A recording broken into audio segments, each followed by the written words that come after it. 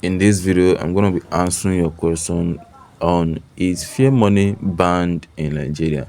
Fair money is not banned. The answer is no. Fair money is working perfectly.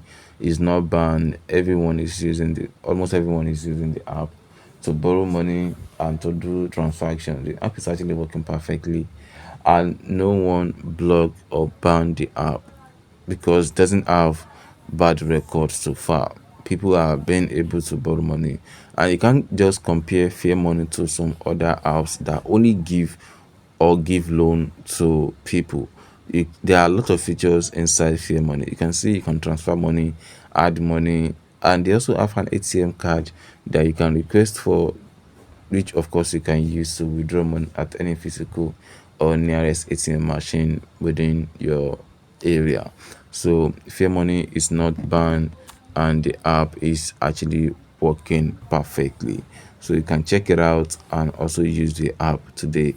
This is not a sponsored video, and this is not a video that was paid for. So yeah.